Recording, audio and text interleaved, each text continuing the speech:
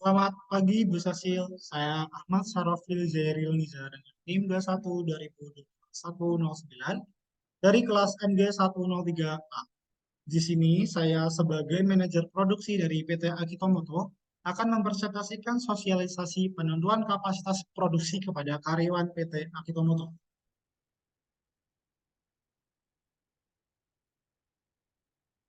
Sebelum itu, kita harus tahu apa itu penentuan kapasitas produksi.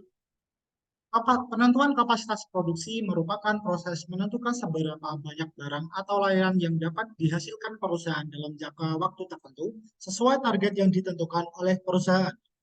Hal ini merupakan bagian penting dari perencanaan bisnis dan operasional perusahaan, karena kapasitas produksi yang tepat dapat mempengaruhi efisiensi operasional, kepuasan pelanggan, dan keuntungan perusahaan. Ada beberapa faktor-faktor penentu kapasitas produksi. Yang pertama ada permintaan pasar. Analisis permintaan pasar membantu perusahaan memahami seberapa besar kebutuhan konsumen terhadap produk atau layanan tertentu.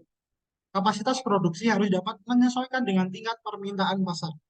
Lalu ada sumber daya, melibatkan penilaian terhadap sumber daya yang tersedia seperti tenaga kerja, bahan baku, peralatan, dan infrastruktur.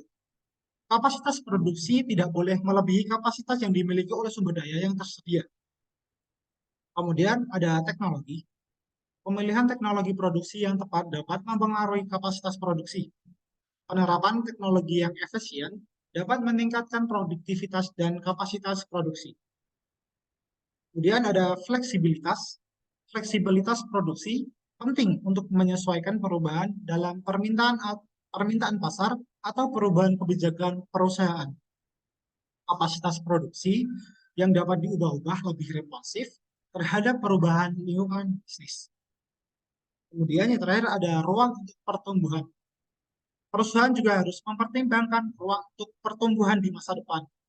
Kapasitas produksi harus dirancang agar dapat ditingkatkan sesuai dengan perkiraan pertumbuhan bisnis.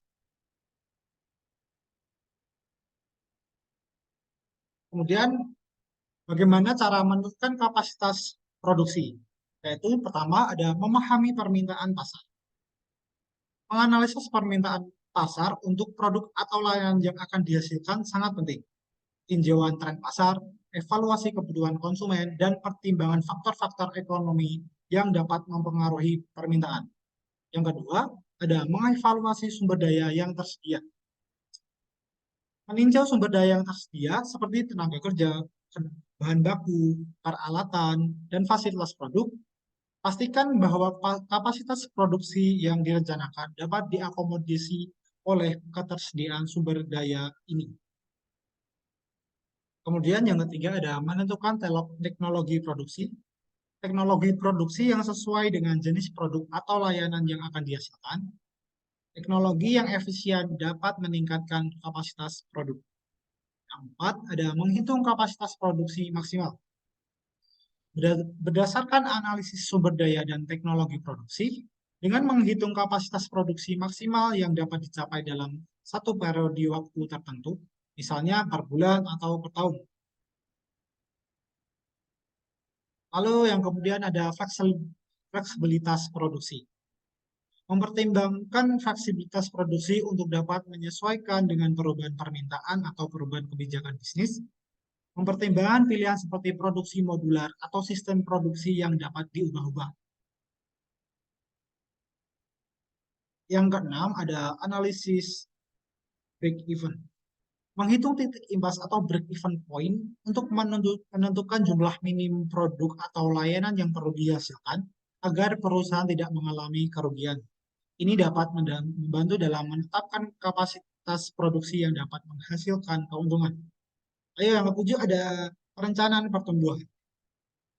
Memperhitungkan ruang untuk pertumbuhan di masa depan.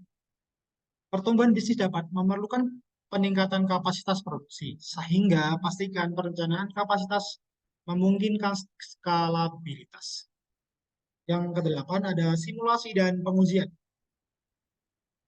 Menggunakan simulasi dan pengujian untuk memvalidasi rencana kapasitas produksi.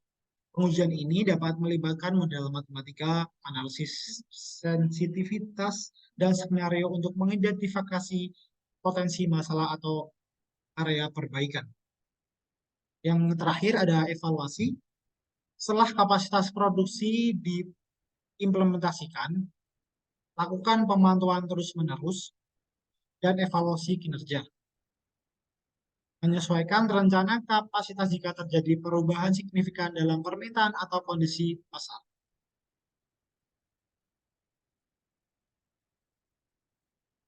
Kemudian, manfaat sosialisasi penurunan kapasitas produksi. Melalui sosialisasi ini akan menambah pengetahuan dan pemahaman penentuan kapasitas produksi agar mencapai target produksi yang ditentukan oleh perusahaan. Selain itu, penentuan kapasitas produksi meminimalkan masalah dalam produksi.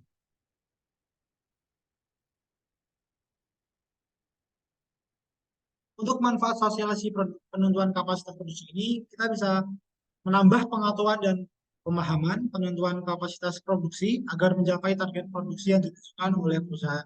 Selain itu, penentuan kapasitas produksi meminimalkan masalah dalam produksi.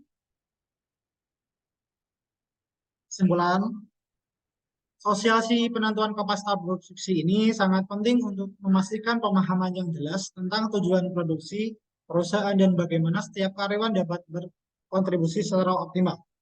Hal ini membantu menciptakan keselarasan di antara tim, meningkatkan produktivitas, dan memastikan pencapaian target produksi secara efisien. Baik, sekian presentasi dari saya. Apabila ada kesalahan kata, mohon dimaafkan. Sekian, selamat pagi. Terima kasih.